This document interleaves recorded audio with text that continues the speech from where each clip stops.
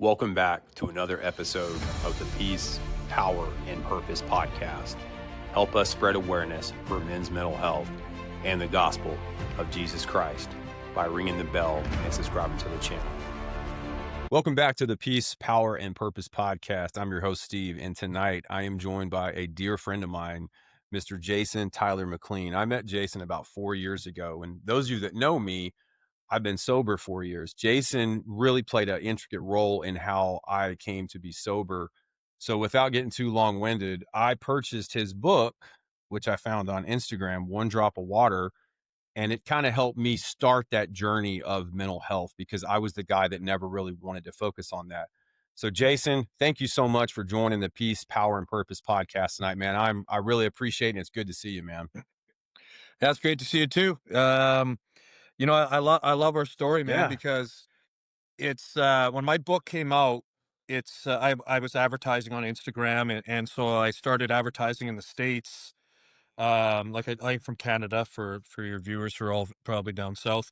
And so, my book was doing really well in Canada, and I thought, well, let's explore the American market.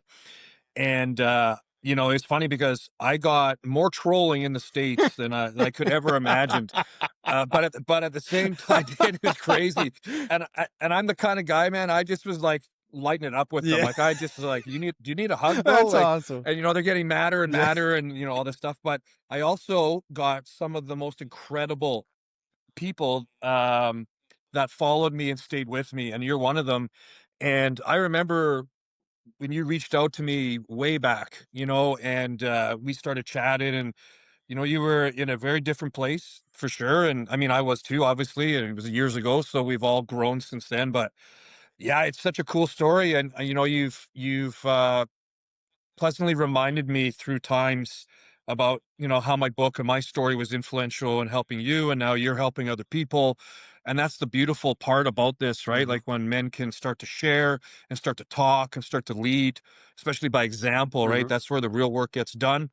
And you back that up with some faith and some courage to have that faith, and incredible things happen. And it's so cool because your sobriety is very close to mine, because I got sober, actually, I think, well, 4 years ago. I think this week, I got to check the dates on Nice. my phone.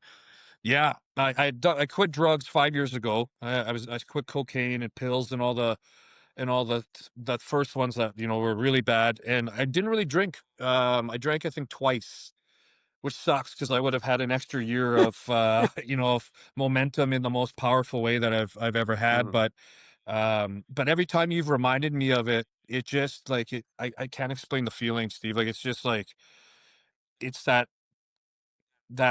it's that stamp of like you did it. You know what I mean? Mhm. Like, you actually accomplished what you wanted to do. And that's, when we do work to help other people, that's where we get it, right? And so, yeah, super cool story. Well, and the cool thing too, it is interesting how we met on Instagram, and I've told you this before, but just the photo of you, because when I started my journey, I was still full of pride, and I had just gotten back into church, and I was still married at the time, so I was kind of doing it for the wrong reasons.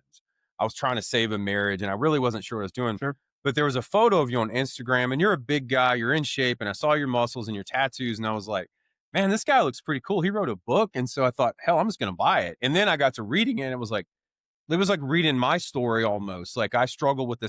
same, and I don't want to compare each other's stories, but and I'll let you tell the viewers, but talking about the depression and the darkness and the suicidal ideation, just all that stuff, man, it just really hit me. And I had read the book they give you in AA, the big blue book. And I remember The blue yeah, book. I just Yeah. remember reading that book going, this is written like in the 40s. This doesn't even make sense to me. But I Yeah. picked yours up. I bought your book. And then when I finished it, I jumped right to Jordan Peterson's book, 12 Rules for Life. So as a Great new book. reader, I was just kind of like a sponge grabbing at stuff, but yours always stuck out to me. And I've actually read it, a few times just because I can relate to it. And I'm going to Sure. let you explain it better than me, but I think a lot of guys, they're scared, they're fearful, they don't want to ask for help, they don't want to be vulnerable. And when someone with your background, and I'll let you get into it, can do that, I think it inspires other men to say, hey, I can do the same thing. I'm not alone. And we prayed before we came on the air. And I want anybody listening to this right now, you're not alone. You know, there are several men out there, guys, that Yeah. have faced the same type of the trauma, the depression, the anxiety, the rejection, addiction, whatever it may be. There's a group of us out here, and we're trying to, Yeah. build a group together and help each other spread that awareness and say, hey man, you're not by yourself. Yeah. Well, and people would be surprised, to find out how many people are actually out there that have been through the same thing that would be willing to help them. Mm-hmm. But you and I both been there, when sometimes we're in that spot, we don't want to look for that help either. And that's the challenge. But that's why people like you and I got to keep doing the work. And I've noticed some other your guests and some of your upcoming guests, I checked them out, and, it's like you got to keep doing the work. And because it takes people like you or I, to change those opinions, to help, dismantle that stigma and Mm-hmm. dogma around men's mental health, all mental health, really. Because I mean, it's in kids now, teens, women, men, everything. So, um, but there is a powerful healing factor in knowing that you are not alone. Yeah. And we often isolate, though, as men. We like to sort of withdraw and become reclusive Mm-hmm. and isolate, and we can figure it out, we're going to figure it out, and then we do more booze, drugs, violence, whatever, and end up digging that hole deeper and deeper of depression to till we get to that spot where either we're trapped or we escape or we end it. And so if we, like, for me specifically, I wrote One Drop of Water after I attempted to take my life. I by all intents and purposes, of my doing, I should not be sitting here in front of you right now, but God had a different story for me. And God decided to stop that bullet from entering my brain and ending my life that day. And so, you know, I was given a second chance, and I remember it was months of spiraling, and I was writing everything down, and just all over the place. And at the same time, COVID had taken over the world, and so everything was shut down and fucking stupid, and all the things that came with COVID, but and the governments and everything. But that type of isolation that I was in actually propelled me into writing my first book, and I wanted to really get into the truth. I've read so many books that like skirt around the truth, or they glamorize it, or they don't touch on it or talk about it. And I said, no, that's not going to help anybody. I need to be as articulate, honest, and vulnerable. And I did that writing that book. I exposed stuff I've never even said out loud in my life before. Um, but that's what's made it helps like so many people. And you know, it's amazing how much light can come from darkness. Mm-hmm. Like, I started that project in complete, utter darkness, man. Like, I was at the end of my life, Mm-hmm. and then God gave me that light and gave me that direction.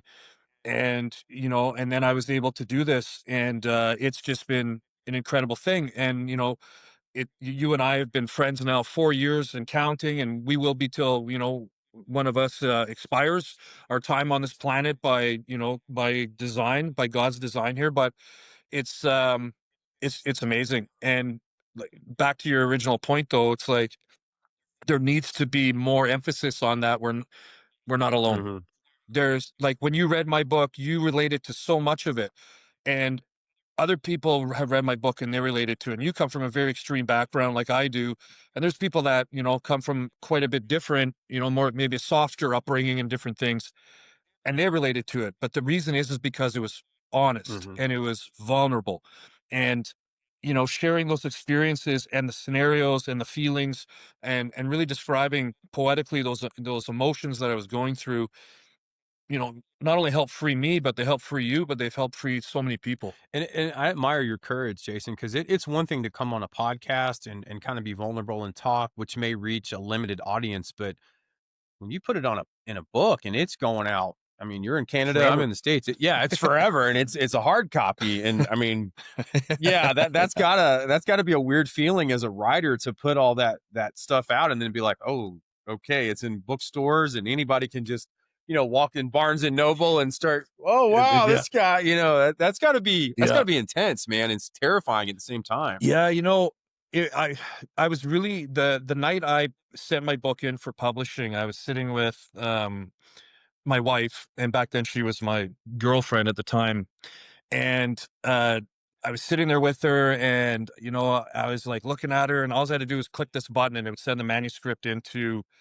unpublished through Amazon and Kindle. They call it KDP, and then it's live, like it's all approved. Mm. I covered everything's done, and I remember just sitting there and those demons and those the inner critic and the imposter syndromes and all the devil's work is going on in my brain telling me not to do it because people are going to laugh at me, make fun of me, think it's shit, Hmm. that's not going to help anyone, that it's not going to sell any copies, it's going to all these things.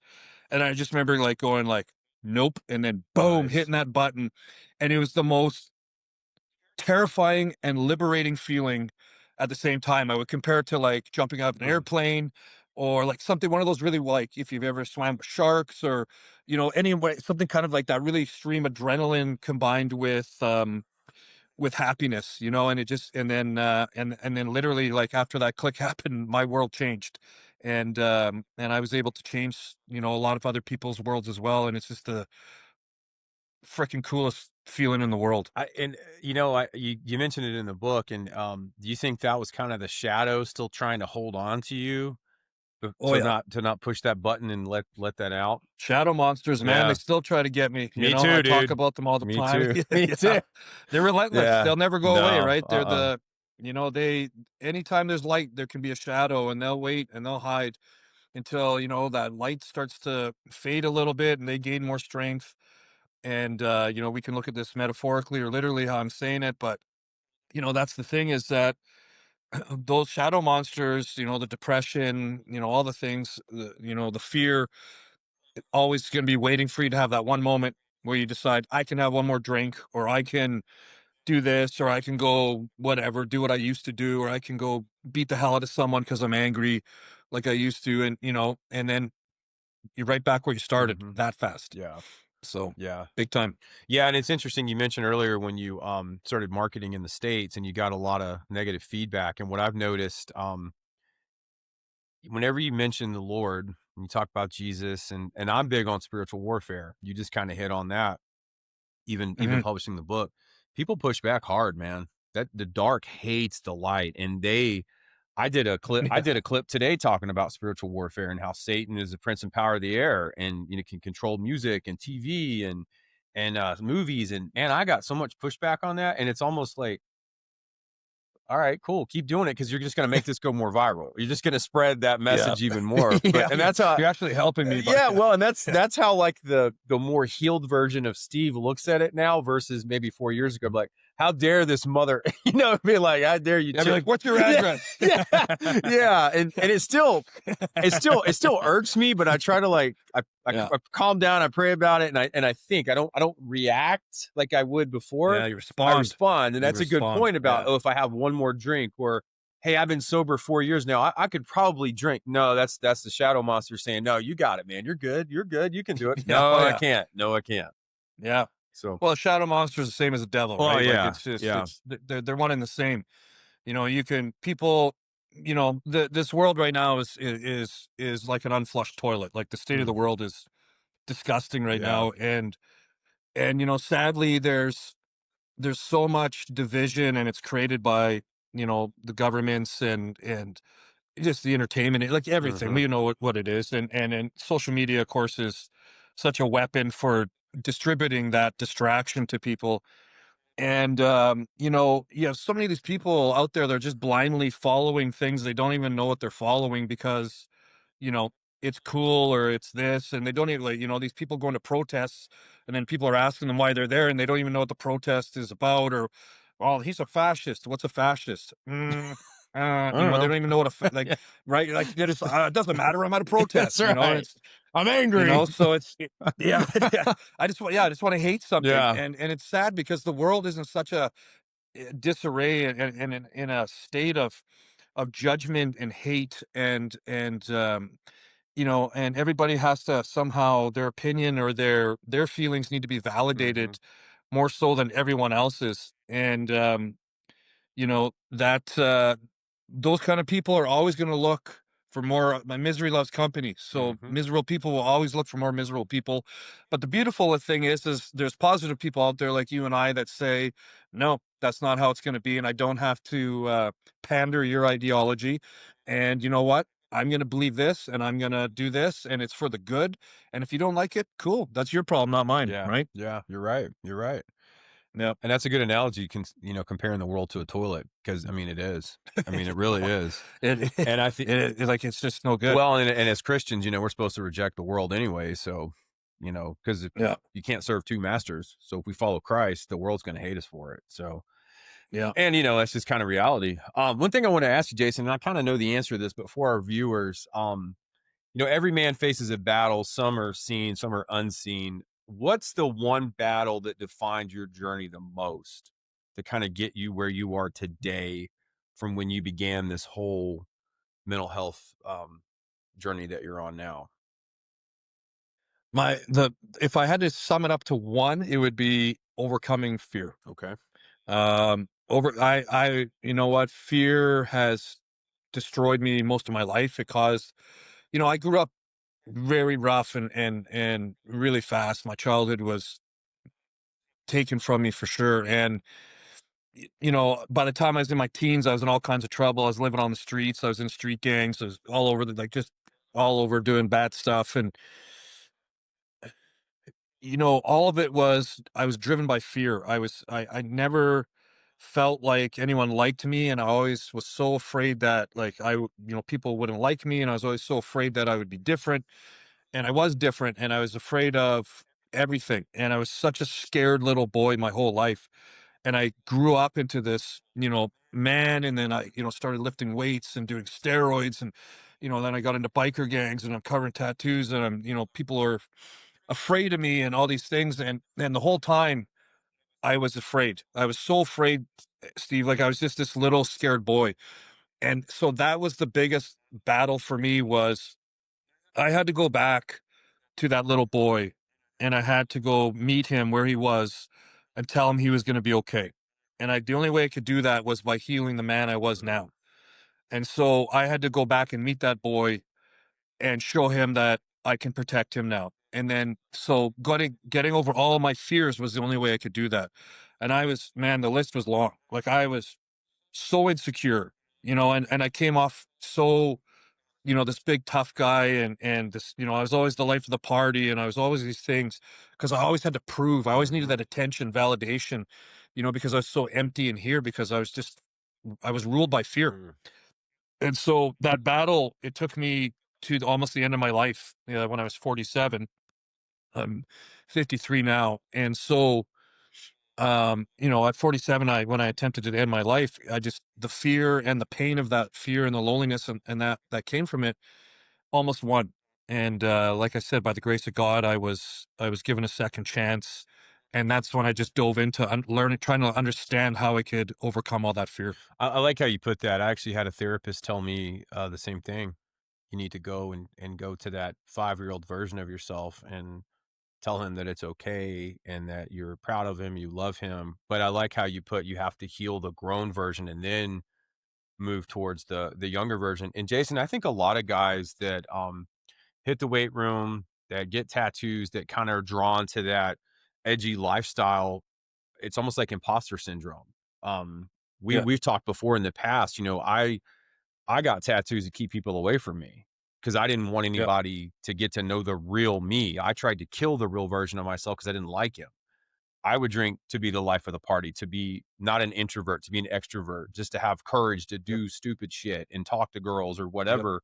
And I think a lot of Yeah. guys can relate to that, man. I think a lot of guys actually choose Oh, totally. jobs because of that. I got to prove myself to the world that I'm not insecure, I'm not weak, I'm not a weird kid, which is what I always felt like too. It's we have so many similarities, man. It's crazy. That's what I love about, and that's why I loved your book because it's like almost Yeah. reading similar stories. But I like how you put that. Um, Yeah. so at what point in your story You kind of already answered this, but I'm going to ask you again. At what point in your story did God become real to you? It's interesting. I've my entire life, I've had a very unique relationship with God, and so I've I've battled it, and I have a very analytical mind. I have a very creative mind, and when those kind of combine together, I'm really good at searching for what's wrong in things. Mm, I'm really good at I'm like a if my brain was a computer, I would be like pattern recognition and decoding things constantly. And so I always looked for all the things that didn't make sense to me. Um, and I often looked at religion as a very corrupt thing. And I looked at a lot of the actions of people I knew that were religious, and they were very hypocritical and all these things. So I had a really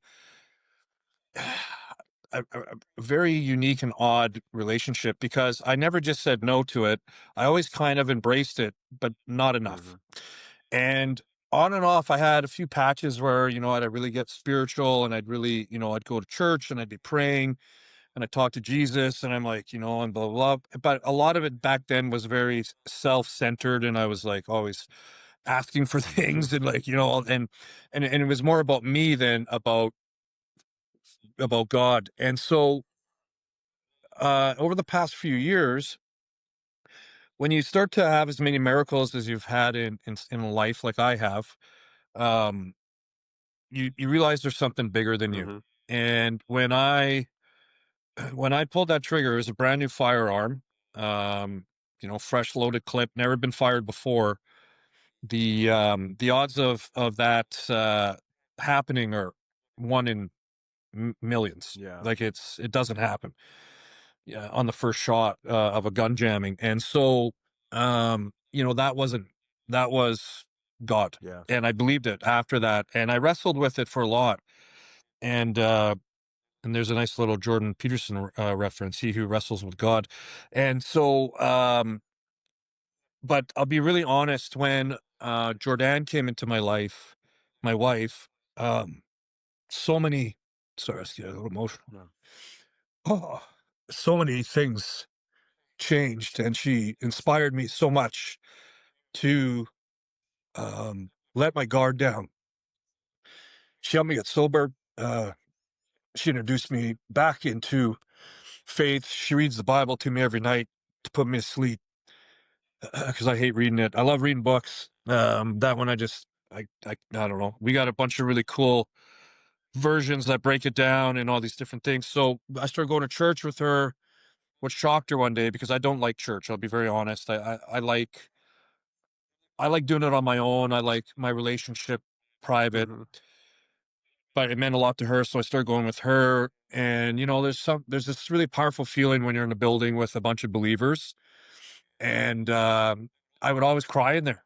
I don't know. I'm not a big cry guy. Like right now I am, just because every time I think about how blessed I am because of my wife, I get really emotional, because I'm just honestly like, I guess there's still a little part of me that has trouble understanding that I deserve that. yeah, But when you're in a room of people that believe in worship, it's really powerful. And I would start to feel like I was healing in there often. And so I started praying a lot more, and I started talking to Jesus a lot more, and I started talking to God a lot more. And and so it's really been in the last couple years that it's really increased my faith. And now it's a daily and nightly thing. So it's really cool. I have my own version of it. Um, like, just like I didn't like AAA, so I created my own way to get sober and helped other people do it. There's certain aspects of the Bible that, um, depending on which New Testament you're reading, is a little challenging for me. There's parts that have been taken out, parts that have been changed and over time, and to, fit different mhm. narratives and different things. But if you look at the true message of things in there, it's phenomenal, it's powerful, and it's the word, right? So it's a big part of my life now. I love to hear that, Jason. And I was going to say this earlier, and I kind of waited a little bit. when we spoke last time, you used a term that is very common in today's society. You would say the universe a lot. Now you're Yeah. saying God. And dude, I love that brings me so much joy, man. Like that makes me Yeah. emotional that you Yeah. you have your wife in your life and you guys are worshiping together and it sounds like you finally were able to kind of surrender and say, okay, I don't have to decode this. I don't have to understand it. I have faith. I believe in you. And that's hard, man. It's hard. And I understand where Yeah. you're coming from with church because so many of us men suffer from church hurt. And we see these guys that are put on a pedestal, these high profile preachers and pastors that will condemn us for being divorced or being addicted to something or being arrested. But yet here they are, they're wolves in sheep's clothing. And Yeah. I am probably similar to you. I analyze people, I look for the negative, and I'm big on leading by example. That's why I bought your book, By the Way You Looked. I judged you based on the Yeah. way you looked. And that's not probably a good character trait, but that's how I operate. So for Well, me, it worked for it both of did us, work. so It it's did good. work, dude. So for me, I struggle with church too, because I'm very similar. I look at people and think, okay, well, you're a man of God, you're in a leadership position, but yet you're horrible to your wife, or you're doing this. And you don't have to be perfect, but I understand where you're coming from. And I love to hear that your wife was able to kind of break through and get you to attend church. I love that. I love hearing that, man. And I noticed. Yeah, she never Oh, go ahead. Go ahead. sorry, go No, ahead. you're good. Go ahead. I was gonna say she never asked me. I just surprised her one day. She was going by herself, Yeah. or sometimes she was taking her niece, and she was getting ready to go, and it was, early morning service, and I looked at her and I said, "It's okay if I come with you?" And her jaw just about hit the ground, and her eyes were like, she's like, "You being serious?" I'm like, "Yeah, I'll give it a go. Let's go." And so, Yeah. I'm like, "Can we get a coffee on the way?" She's like, "Yeah." Right. And like, let's go. And, like I said, we go to a church here called Springs, and there's a pastor there named Zach Fontaine, and his family had been doing it for years. And Zach is a young dude, and he's very progressive, and he's a great speaker, and he creates incredible messages and stories, and he does like 3-part series, talking about everything. And I love listening to him. I don't always love what he's saying, but Mm, he's incredible in his delivery. mhm. He's a great speaker, and he's, incredibly well versed in the Bible, obviously. And so, but he's not one of those guys that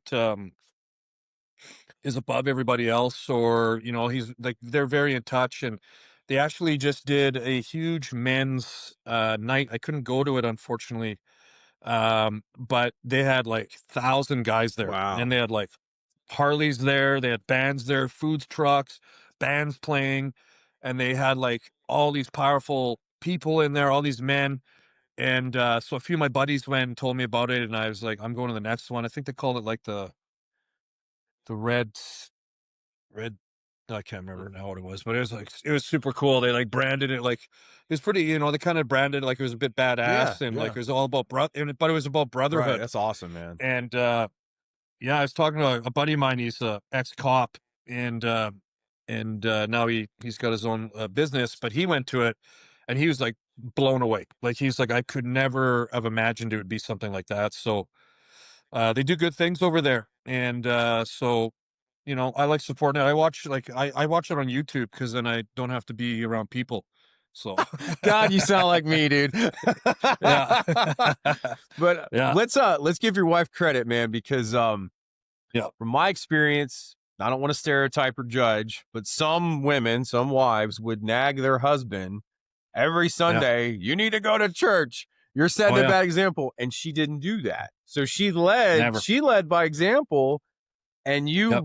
you ended up going along with it. That's incredible. So that's She did the same thing with sobriety. Like, she's been sober 7 years nice. now. That's awesome. And so those 2 times that I drank, but instead of being at 5 years, once was I went and met a guy, that was doing an article on my book, and he wanted to have a beer. So I'm like, sure.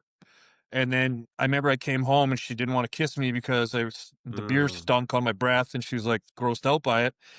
And that made me feel awful. And then a month later, or 2 months later, in November, so like this week, a buddy of mine and we went to a hockey game, went to a Winnipeg Jets game, and I had a couple beers there. And then I just, at that time, we weren't living together, so I stayed at my place because she was just like, I don't even want to smell it on you. Yeah. And after that, I'm like, what's the point? And so she never ever asked me to stop drinking. She never ever made a comment, other than your breath's gross, and which we both laughed at. And I'm like, sorry.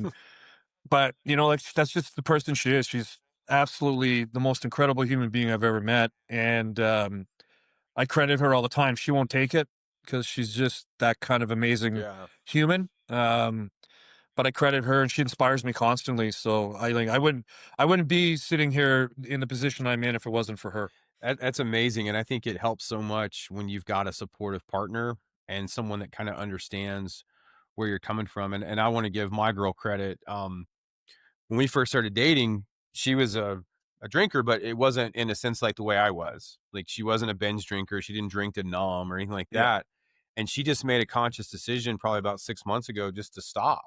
And it almost like it almost lifted this weight off of me, even though for I sure. never really told her that I mean, it didn't bother me if she had like a glass of wine at dinner or something, but it almost made me feel normal, man. You probably can understand it. Like I felt like, okay, I'm not the weird guy anymore because I don't drink when we go to social things. And it's almost like Yeah, we grew closer because I felt like she could see a different side of me. Like, okay, I kind of get where Steve's coming from with this. And now yeah, she's, she's healthier, she's happier. And it just, it guys out there listening, I mean, if you can find that woman in your life that will walk through hell with you and just be at your side, man, don't let her go.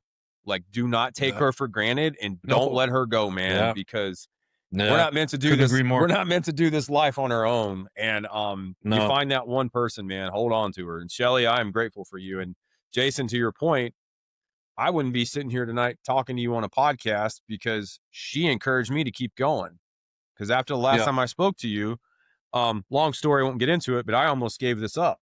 And she kind of taught me yeah, off the ledge and was like, hey, you can do it. Just push forward. And if you're not good at it, you're not good at it. Just do it. And I thought, all right, what the hell? I'll go for it. And here we are. yeah. So Well, I mean, well, there you go. I'm glad you didn't give up. yeah, me too, man. Me too. Me too. I'm Yeah. glad I have Chat GPT so I can use Riverside. Yeah. You and me both, Yeah, man. dude. Yeah. Chat GPT saves my life on the daily, man.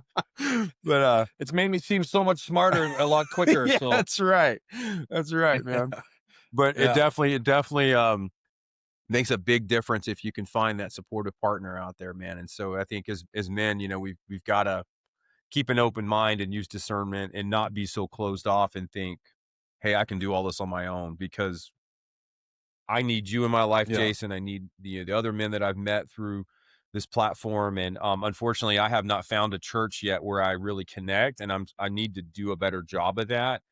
And I joke sure. about this with Shelly, like all these strong Christian men that I'm meeting in my life, they all live out of state. You're out of country, so I don't have them. I Yeah, don't have them like in my immediate area. So yeah, yeah. it's more of a an online thing. So I'm actually trying to figure out. I want to do a men's retreat with all the guests that have been on the show and kind of Cool. fellowship and get together and hang out. And the challenge will be just to figure out where a central location is because I'm a long way from you, man. But we'll have to Yeah, figure it out. yeah, But yeah. Oh, let me know. I ran a few men's mental health retreats this past summer, and did it out in the forest in a provincial park out here, like a state park for you okay. guys. And I was able to secure a big group area that's like all forested, and then has a bit of, some eating areas that are sheltered in case it rained or Hmm. whatever. But we did some incredible work out there, and I give credit to the guys that signed up for it and came out.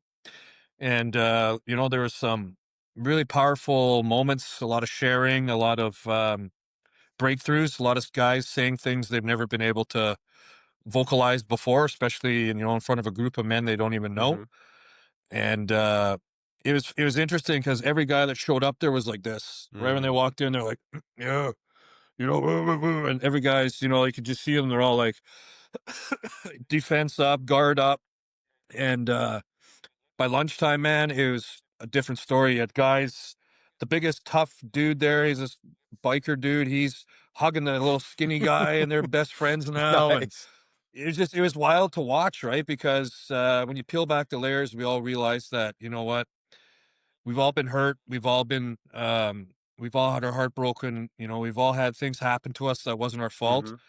and we've all probably buried them for way too long. And being able to share that in a group around a fire in a forest. I know I had these guys doing some, it's called silvotherapy, which is like a forest bathing Hmm. type of therapeutic technique. You don't like bathe or anything, but you just, instead of hiking the forest, you're just pausing in the forest and letting it heal you and different things. And so it's just wild to watch the transformation in one day. So I encourage you to do the retreat, man. Like if you can facilitate one, Yeah, yeah.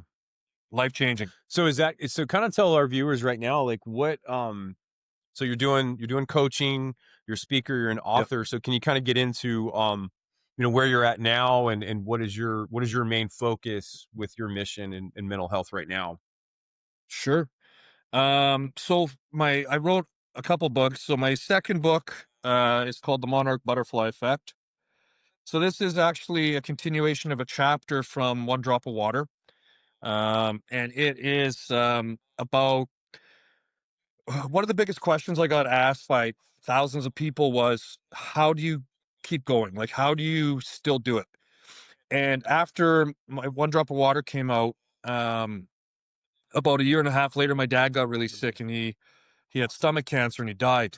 And it was awful. It's really hard for me to go through. And my dad was, a really big factor in my life. And he was like Superman to me, my best friend, all these things. And so I went through that, and remained after, and then about 3 weeks later, my stepson's father passed away of a fentanyl overdose. Mm. So it was tough and dark in our house. And, I still went through that, and I didn't drink, and I didn't get violent, and I didn't go back to self harm or self sabotaging or all the things I normally would do when I would get into really high stress situations or really adverse situations that life would sucker punch me with.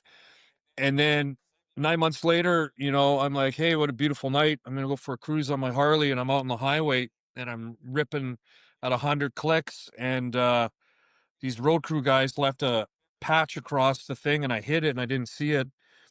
And, that night I should have died as well. And, they primed me to be paralyzed and, all these things. I rolled for over 360 feet down the highway, Man. and it was crazy, man. And, I had this moment where I finally was like, I realized I was alive, but I was like, I'm paralyzed. Like, there's no way I Yeah, survived this. Like, yeah. I know physics pretty well, man. I was going really fast, and I hit concrete really hard.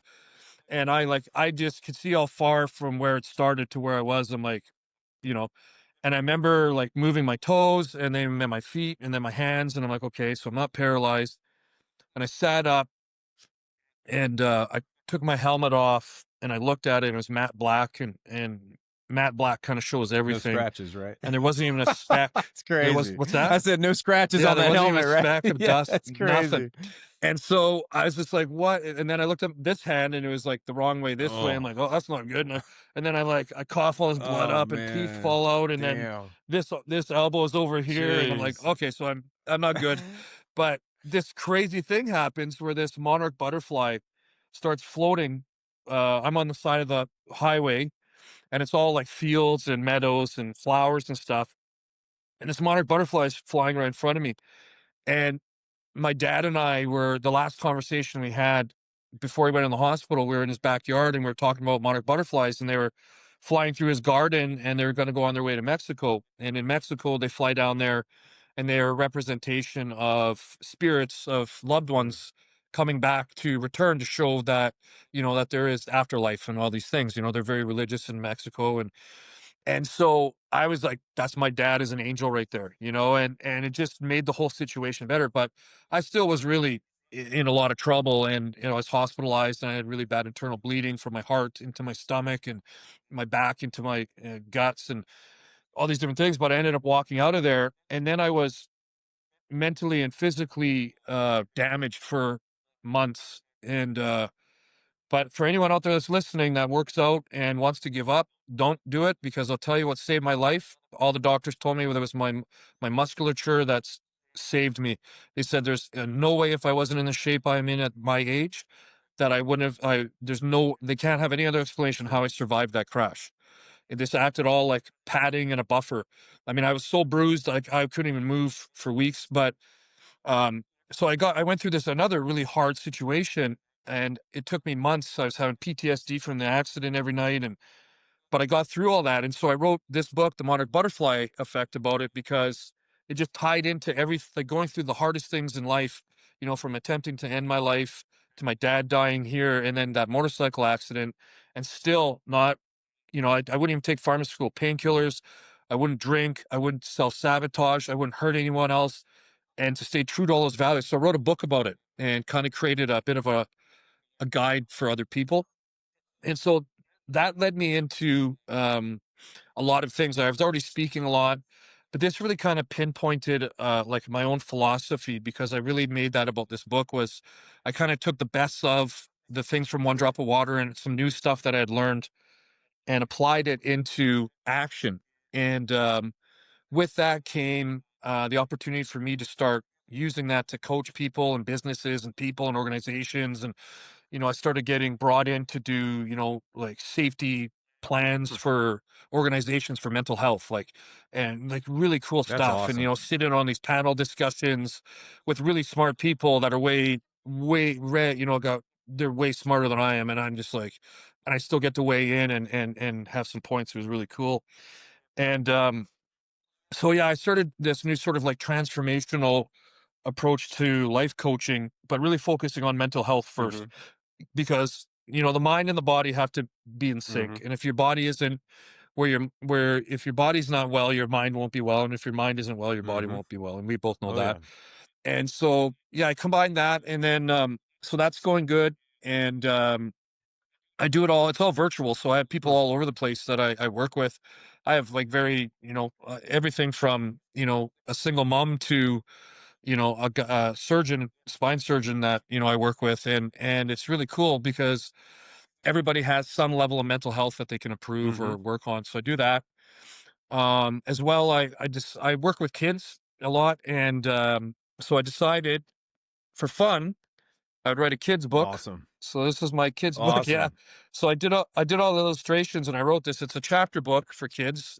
So it's like it's I don't know how many chapters. I think it's 15 chapters, 13 chapters. What do we got here? Yeah. And so it's kind of it's called Solomon with the Courage to Fly. And so I really want to teach kids about courage, because that's what I lacked as a Hmm. child, and not to fear change, because I went through so much change. Like I had to hold on to everything and try and control it so bad my whole life. And that, to teach them that change can be really beautiful. Like look at a caterpillar, right? Hmm. I think caterpillars are beautiful. I mean, most people don't, but I do, because I'm just like, I'm a nerd and I love bugs and frogs and all that stuff. But and then it turns into this beautiful flying animal, and then it has to create purpose because it has to continue its life cycle. So it's a really fun book for adults and kids to read. And so it's this one's for like 8 to 12 year Okay. olds, but someone could read it to like a younger kid, like a parent could read it. It's a beautiful story. Yeah. Yeah.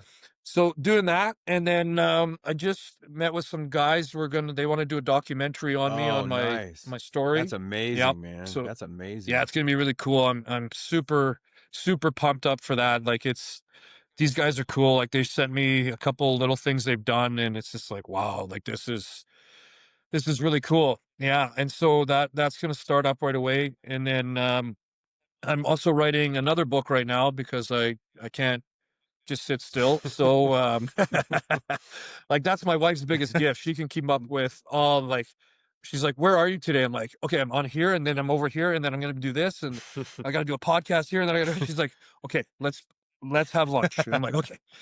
But so I'm writing another book. That's really it's going to be amazing as well. I hope. I mean, I wouldn't write it if I didn't believe It that. will So be. it's going It to will be.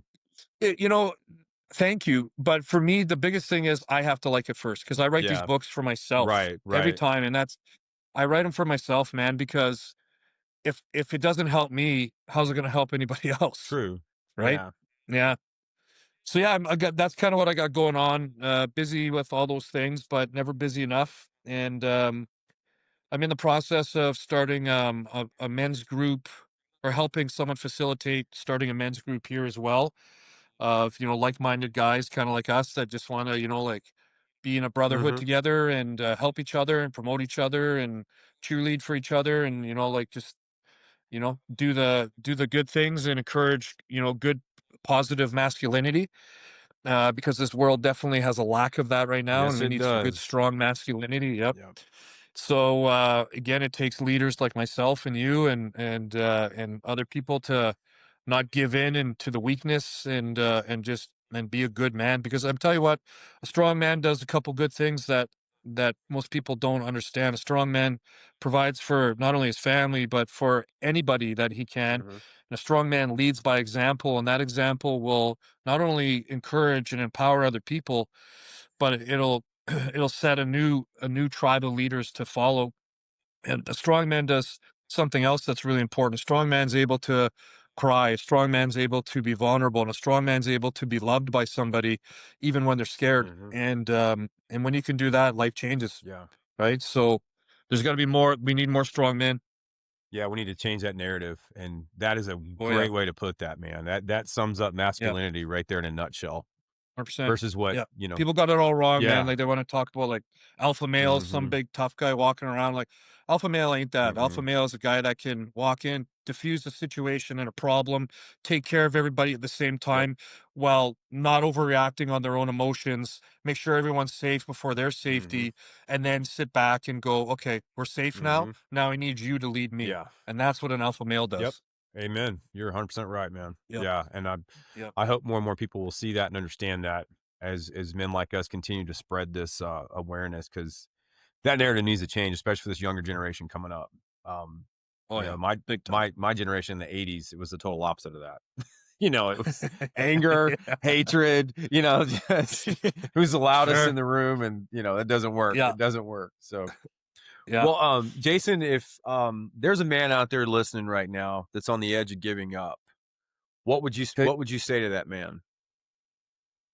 Oh, brother, please don't. Please don't give up. You're talking to someone that almost did, and I can't tell you the regret. The only thing I regret in life is the feelings that I can imagine I would have done to have harmed other people by me giving up.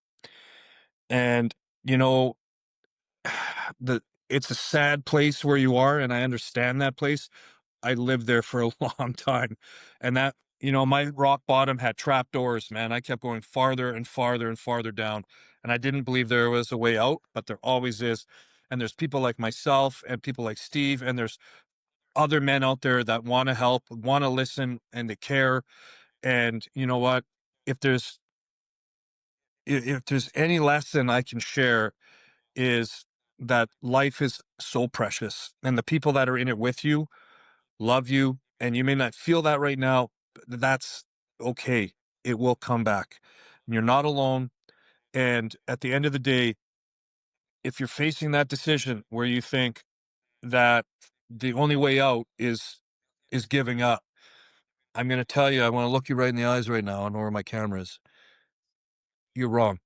You're absolutely wrong. It is not the right thing. I'll pray for you. I don't care. There's people that will help you. There's resources. There's things you can do. But at the end of the day, you got to believe that there is hope and there is still a chance. So please do not do it. Well said, man. Well said. Yeah. What's the best way for someone to reach out to you, Jason, to find your book? I know it's on Amazon. To Yeah. find you, to connect with you if they wanted to attend one of your camps, or they wanted to become part of your men's group. Like, what's the best way for someone to get Sure. in touch with you? So my Instagram is at Jason Tyler McLean. My website, jasontylermclean.com. So there's a contact feature on there that'll go to my email from my website. On there is a list of different things that I facilitate as well. Or if you're just looking, you need some help or some direction somewhere, I'll respond. But probably my Instagram is the best way. Okay. You can get on there at Jason Tyler McLean, and I get a lot of messages on there, so just be patient. I usually get back to people within the day, but there are times when I log out of my phone and stay off it purposely. But yeah, those are the two best ones, jasontylermclean.com or at Jason Tyler McLean on Instagram. My books are available on Amazon. The Modern Butterfly Effect is also available on Audible. So if you like audiobooks, but the rest are available on Amazon, Kindle, and in bookstores all over the place. But and then One Drop of Water, the one that started it all for me, and for you. Yeah, yeah. And I want to say this real quick too for everybody listening. When Jason and I first connected on Instagram, I wasn't real big into social media. I had it for my business, so I had maybe a few hundred followers, and Jason had a pretty big following. And I just sent you a message and said, "Hey, man, I love your book. It's inspiring, and I want to give you credit, man, because we live in an age where social media is all about instant gratification, validation, but you took time out, and we joked about this the last time we talked about you took time out to respond to me. And as someone who had just started out, had just started this journey and felt alone because I didn't fit into AA, I didn't fit into a church or a box to say, hey, this guy needs to be here. That meant the world to me that you reached That's out and were like, hey, I actually read your book and you responded to me. Cause I reached out to some other authors when I started.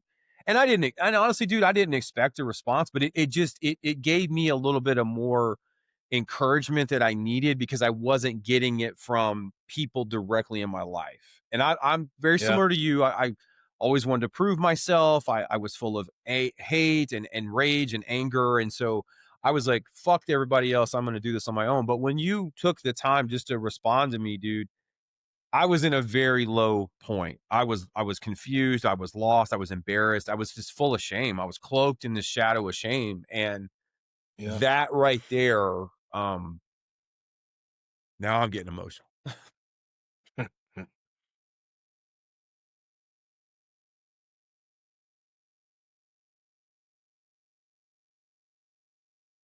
That kept me from giving up No, that's the most beautiful thing I've heard. Thank you for sharing that. because a lot of people in my life, they gave up on me. I know that feeling. Whew. Um, Well, I didn't. well, I'm glad I didn't give up on you, Yeah, man, thank you. and I'm glad you didn't give up on yourself. Yeah, yeah. And I just that's a testament to who you are, man. Because I know there's a lot of guys that may be starting out in this journey, and I say this a lot on here. I really think it's a 1% club because it is hard, man. It's hard to put the bottle down. Um, it's hard to learn to forgive yourself, love yourself, and just to surrender. I mean, it's not easy. It's not. If it was, everyone would do it, my Yeah, friend. you're right. You're right. Man, I did not see that coming. Woo, you got me, dude. I did not see that coming. Woo. Um, Well, it's good. yeah, It's good to get that it is, out. man. It is. And it's weird how you think you process things and they just still hit you. It's a reminder of for me, it's a reminder of how far I've come because I am Growth. definitely not the same guy that I was 4 years ago. And something that we haven't mentioned yet, but you made me a better dad Well, because I'm a this is where it gets hard, but I'm a single parent, so me getting me getting healthy made me a better father because I'm more present as a father in my son's life, and he's only 7. So yeah, if I wouldn't have gotten better, I probably wouldn't have a relationship with him. And when I was going through my sobriety journey, he was 3. So I would not have the relationship that I have with him now. And guys listening out there, if you're considering working on yourself, if you want to really improve your mental health and you have kids, think of it from that standpoint too, because you and I both have experienced things in childhood, and there are certain wounds you experience as a kid that, you know, once something's done, you can't undo it, and you don't wanna miss out on those moments with your kids because you're too selfish to get help. And that's from me, from the heart talking, because I would have just missed out on so much in his life if I wouldn't have just swallowed my pride and said, "Hey, I can't do this. I need help." And I give the glory to God because me surrendering to him finally showed me like I am not in control of a damn thing except how I respond to stuff. Yeah, And it's not um pride will do nothing for you but cause destruction. You know, pride 100%. comes before the fall. But yeah, guys, if you're listening out there, do it for yourself. But if you have children, do it for them too, because they deserve that. They're innocent in all of Yeah, this. But 100%. man, you just put the therapist hat on tonight, brother. I didn't I did not see that coming, dude. I did not see that coming. And, it's maybe by osmosis, man, I don't Yeah, know, I but, don't know. It's your through the screen here, I got yeah, you. it's your fault. But It's you your know what? fault. Yeah, you can I'll take the blame on that Nah, one, it's no all problem, good. but you know what? You know what? It's a powerful moment, and it's real, and you know what, though? When, in this world that's so counterfeit and so much shit is fake, the truth is a beautiful thing, and if that truth means you gotta cry, that truth means that you're gonna feel stuff, that's beautiful, Yeah, and that's the real deal, and if people are gonna have something to say about it, it just shows that, what, they need to do the work themselves, yeah, and, but, like, it's testament to your growth as well, my friend, because 4 years ago, you never would have embraced that emotion right there. uh-uh. Not in front of Neither would have I, not right? in front of you. Mhm. No, not in front of you. Yeah, I've done it off camera, yeah, but, sure. yeah, yeah, No, but I appreciate that because, like I said, that's real, and you can't fake that. And this world, like I said, is so fake. So the more we can be real, that's how we change things. yeah, yeah, and I think a lot of that too is, growth. With growth comes being humble and learning that, you know, you have to lean into those emotions. You can't, and I say this too on some I've said this on episodes, you have to sit in that pain because you can't numb it. You know, you can't 100%. drink it away, you can't smoke it away, you gotta process it, and that's guys, it's not easy. No one said this was easy, and like you said earlier, Jason, if it was, everybody would do it, but Yep. it's worth it because I'll circle back. I have a strong relationship with my son as a single parent, as a sober parent, as a healthier person, mental health, um, better mental health than I did when I was in a family. Yeah. I just do, and that's a testament to where all this leads to, and it's a testament to Jesus. Because without him, I mean, I won't get into the whole story because I don't want to take away from the episode, but I wouldn't be sitting here talking to you because I have experienced dark thoughts, suicidality, all of that shit. I would have probably just Yeah. took the easy way out, and that's not fair to that's not fair to anybody to do that. No. No. I'm glad you didn't. Me too, man. Thank you. And I'm glad you didn't. I'm glad that God spared you. I'm Yeah. glad God has intervened in your life. And like I said earlier, man, it just makes my heart feel so good to hear you talking about the Lord. Like that is amazing. And I love what you said to me off camera before we started. That was that was a good piece of advice. Because I Yeah. showed fear in that, dude. I did. I Yeah. dived into that. Yeah. So for you guys listening, Yeah. That's I all. asked Jason if it was okay if I prayed, and I'll let Jason respond with what he told me. But Oh, I said, next time, you're going to pray. Don't ever ask for permission. Just do it. yeah, And if someone doesn't like it, that's their yeah, problem because that's the truth. Like maybe it's my old mentality of like swing first, apologize later, but it's like, yeah, you know what? It's, if you believe in something and it means something to you, do it. yeah, And if people don't like it, good. yeah, yeah. You know what? So what? It doesn't matter. It doesn't change. Because now you're compromising you instead of just being you, right? Mm-hmm. So just if you believe in it, do it. If it's for good, Do do it. it. If it's for bad, well then Don't. you need help. Yeah, But exactly, exactly. yeah, Well, yeah. well, that being said, man, how about you pray us out? All right, man. just want to say thank you to God for everything in my life. I am so blessed. I want to say thank you for health and happiness. I want to ask that I can continue and Steve can continue to do your work. I'm the arrow. You just aim and point me in the direction, or Steve in the direction, so that we can help other people. I I ask for forgiveness for all the things that I've done that have hurt myself or hurt other people. I've learned to forgive myself, but I ask for the strength from you to continue that forgiveness. And I pray that this world will turn back to God. Everyone will see the light, and that we can do better work together. And I pray for, I pray for all the people out there that are lost and that are alone and that are crying and they're hurt and they're hurting themselves or hurting other people.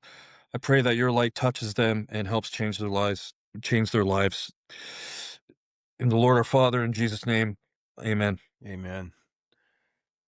Jason, it's an honor to call you a friend and a brother in Christ, and I'm very grateful for you, man.